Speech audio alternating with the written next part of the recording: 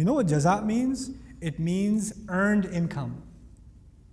By using the word jaza, Allah is saying that this is actually earned, deserved. But He didn't stop at jaza. He said jaza'an wifaqan. Wifaq is the masdar, it's the infinitive form of wafaqa. Wafaqa means agreeable, appropriate, right, absolutely right. Wifaqan basically translates then into, because it's a masdar, I'll skip the grammar, I'll tell you simply. Wifaqan means this is a compensation that is the very definition of appropriate payment.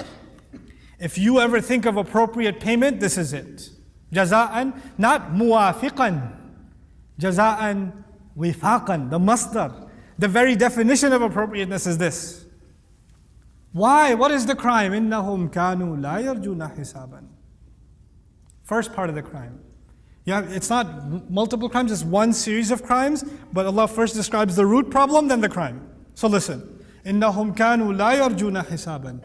These people were never ever expecting or hopeful of any kind of audit. They had no sense of accountability. These people lived a life of no accountability. I don't care. Not just I don't care about hell or I don't care about Judgment Day. His mother said, calm down, son. And he said, I don't care. His brother was in the hospital. He said, I don't care. Her mom was begging, don't go to that party. I don't care, mom. Stop it. You don't own me. No sense of accountability to those who did good to you, to those who you owe, to those who you're responsible for. You didn't care about earning the right way, doing right by people, keeping your word, keeping your promises, doing right by your family, taking care of those who you're responsible for. You just didn't care. You didn't care. You didn't care what you ate. You didn't care what you did. You didn't care who you were with. You didn't care. La yarjun. There's no sense of accountability. That's the first crime. You stop caring. You're not hopeful for anything better. This is all I get. This is this. You only live once. That's the YOLO lifestyle. This should be a contemporary translation of this ayah. Innahum YOLO. Kanu la yarjuna hisaba. These people were just, I don't know who's gonna check on me? Who's gonna put me in my place? These were the kind of people, anybody tries to advise them, they flip out. They lose it. They lose it. They become livid. You? Oh, you're gonna tell me. They don't have, and if anybody tries to softly advise them, there's some kind of, yeah man, no, I don't want, let's not worry about that. Their hopes were elsewhere. Their aspirations were elsewhere. But that's not even the crime. The crime is what comes as a result. وَكَذَّبُوا بِآيَاتِنَا كِذَّابًا. They declared our miraculous revelations. They declared all of our signs nothing but a lie. They didn't just deny them, they called it all a lie. They mocked religion, they mocked the revelations, they mocked the signs Allah gave them. They didn't even look at the signs Allah gave them in their life. Ayat is a grand word, it's not just referring to revelations, though primarily it is. They denied the word of Allah, they made fun of it. You know, they didn't care for it. But on top of that, there are signs in your life. There are things happen, Allah puts signs in your life to put you in your place and say, listen, take a step back. You need to humble yourself. You'll be driving on the road, there's a car accident right in front of you. It happened right in front of you. And you were thinking about changing lanes just a second ago. And you said, nah, I'll just wait 2 seconds. And those 2 seconds meant your life was saved. Who do you think put that thought in your head that you should change your lane 2 seconds later? That was a sign from Allah. You call that a lie too. And you still didn't make a U-turn and go back home instead of going to the party. You still didn't turn around. That's كَذَّبُوا بِآيَاتِنَا كِذَّابًا. That's not just denying the ayat, mocking them, turning them into a lie. They're meaningless. Making a joke out of them.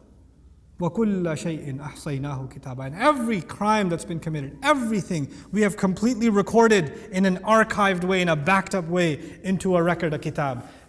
Please, when you study the Meccan Quran, remember there are 2 books. When you study the Meccan Quran, there are 2 books. There's the book of Revelation and there's the book of deeds. I'll say that again. The book of Revelation and the book of deeds. Quran is the book of what? Revelation. These are the books of deeds. How you respond to that book will determine what's going on in these books. First you deny those books.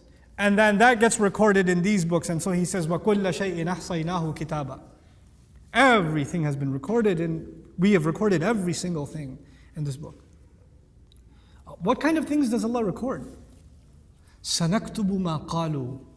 We will write down what they say. Sometimes you say things, your father remembers, your mom remembers what you said, your brother remembers, your wife, your husband remembers. I remember still that day you said that. And they remind you. Allah doesn't just remember that one day. Everything you say, He writes down. Every foul word, every lie, every word of oppression, every mean thing you said, everything's written down. Everything.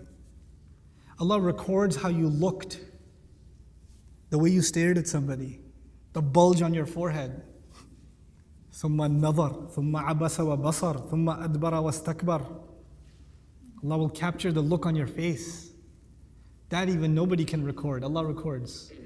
He'll ask you about the look on your face. كُلَّ شَيْءٍ أَحْصَيْنَاهُ كِتَابًا فَذُوقُوا. Then taste it. فَلَن نَزِيدَكُمْ إِلَّا عَذَابًا. We will not increase you. You will come back for increase in mercy. Allah says, we will not be giving you anything more. Yeah, except one thing. I'll give you more punishment. Another haqab, another haqab, another haqab. This horrifying description of hell is then immediately followed by what you and I are hopeful for. Inna lilmuttaqina mafaza. No doubt about it. Believers have the ultimate success. Mafaz is a time of success, a place of success. The place of success is Jannah. The time of success is the day of resurrection. Both of them crammed into one statement. Inna lilmuttaqina mafaza. They're both together. See the word mafaz, because it's a dharf, it captures both the place and the time. Previously, for the criminals, Allah mentioned Judgment Day separately. Allah mentioned hell separately. For the believers, He combined them into one. And that's also to describe how smooth the transition will be from Judgment Day into Jannah for the believers. May Allah make us from them. Inna lilmuttaqina mafaza. For those who protected themselves, those who took caution, there is going to be ultimate success. Allah could have said for those who believe, but no, He said those who protect themselves. At the end of the day, the struggle to get to the heaven that Allah made for humanity is the struggle of somebody deciding that they're going to protect themselves. Protect themselves from who? First of all, protect themselves from the evil that lies inside of them. You know, the shuh al-anfus, the greed inside of them, the lust inside of them. Look, inside, we are made of a body and a soul, and your body is an animal. Your body has an appetite. It wants to eat. It wants to fulfill its lusts. Your eyes want to look at things that are attractive. Your body calls for things. And your soul is telling you, stop, protect yourself. You're not like an animal. Stop. You can't just eat whatever you want. You can't just do whatever you want. You have to hold yourself back. And if you keep giving into your body, your soul starts suffocating. You no longer have the ability to protect yourself. It's like those of you that work out understand. When you don't work out a muscle, it gets weaker. When you go back after a month of taking a break, you can't bench the same weight anymore, man. You got to keep going back and strengthening that muscle. There's an ability inside you to stop you from evil. When you stop exercising that muscle, it gets weaker and weaker and weaker, and you're no longer able to protect yourself. Then you're just an animal. In the Qur'an's language, you're dead. Because your heart is dead. You know, لِيُنذِرَ مَنْ كَانَ حَيًّا. This Qur'an only warns those that are still alive. If you're not alive anymore, then these words don't mean anything. He says, إِنَّ لِلْمُتَّقِينَ مَفَازًا حَدَائِقَ وَأَعْنَابًا. Large gardens with varying colors and grapes. Is this the first time we're hearing about gardens? We heard about gardens in this world before, right? Allah is actually taking us to the next step. I was expecting Him to mention hada'iqa for dunya and jannat for akhirah. He reversed it just to let us know that it's actually one for the other. I gave you this garden. He made this world beautiful because He wants you to go to Jannah. He described that horrible, horrible hell because He doesn't want you to go there. It's better you know about it than you see it. Why does the Qur'an describe hell like this? The Bible doesn't. The Bible doesn't describe hell like this. The Hebrew Bible, by the way, the Torah, has no mention of hell. Zero. Nothing. Much more pleasant. Listen, Allah will describe it, and He will describe it in graphic terms. Why? So that at least now you know. Reality is not going to change if you never read about it, never heard about it, never got scared of it. See, that's why they can make cartoons that make fun of hell. They can have heavy metal music, Highway to Hell. They can have flaming skulls. They could do that. It's a joke to them. It's all good. We're just going to put on, Halloween costumes and have a pitchfork and have a barbecue with the devil and have fake tails. That's all it is. For Muslims, hell is never a joking matter. Hell is not a joking matter for Muslims. Allah talked about it in a way that it took the humor out of the subject. We can only take hell seriously. But now let's turn to these gardens and these grapes. وَكَوَاعِبَ أَتْرَابًا and perfectly matched spouses that are atrab. Atrab actually from turab means the same dirt as you would prefer. Custom wife for the man. Sorry ladies, I'm talking about kawa'ib right now. Exactly as you like her. You could be obsessed with this woman, you love her. But when she opens her mouth sometimes, you want to jump off a cliff. Could be the case. It could be everything about her is so wonderful, but you're not attracted to her. It could be that everything is good, but there's one thing. I'm not even turning to the ladies' side. They got long lists of things wrong with you. So, but even for a man, I wish if there was this one thing, oh my God, she'd be perfect. Ain't no such thing as perfect in this life. Allah will give you the exact kind of spouse that is perfectly suited for you. Later on, maybe in another session, I'll describe what ladies get. Not the surah today, sorry. Okay, I'm going to go in Quran order. But it's coming, inshallah. I will talk about it. وَكَأْسًا دِهَاقًا. And by the way, that is mentioned because that was man's greatest temptation. That was, in fact, man's greatest temptation. And that was something that, Allah Azza wa Jal will describe was shaitan's ultimate plot. Is to get man to become shameless. Fahisha. And so he says, I'll take care of you. Your wildest dreams, I'll take care of. وَكَأْسًا دِهَاقًا. And cups that are splashing. What am I going to do with a splashing cup? What's the point of mentioning a splashing cup? You know what it is? You're in a lavish gathering, and your cups are expensive cups, which means you're in an elite setting, a posh hall somewhere, and friends are having drinks, and you're like, cheers, and it's like splashing all over, and you don't care, because nothing gets dirty in Jannah. And it's all good. You're just partying. Splashing drinks is an image of an incredible time. If you were to take this description, gorgeous garden, beautiful women, splashing drinks, astaghfirullah, would be the next word. That's what would it be, wasn't it? If you were flipping channels and that was on it'd be like, oh, it changed. Abba's in the room. That's what would happen. Nope, this is heaven. It's not going to be like that. It's going to be so much more beautiful. لا يسمعون فيها لغوا ولا كذابا. They will not hear any useless talk in Jannah. In heaven, there's no useless talk. That doesn't mean we only talk strictly business. Why? That's a wonderful orange. I wonder how it tastes. It's not boring in Jannah. But actually means, laghu means useless. Like it doesn't serve anything. Everything you talk about is going to have meaning, and it's going to feel better. It's not just going to be there to pass the time. Like you guys know laghu. Laghu is people meet each other. Like this happens often when families get together for like a proposal, right? As the families come together and they don't know how to start the conversation. So they're like, so how's the weather in Chicago? I heard the airport is going through construction. Oh God, you didn't come here to talk about the airport. Your train system is pretty, no, stop it. Can we talk about, you just try making small talk to get to a point? And a lot of times when small talk happens, you're sitting there going, questioning your existence and how time slows down when some people speak.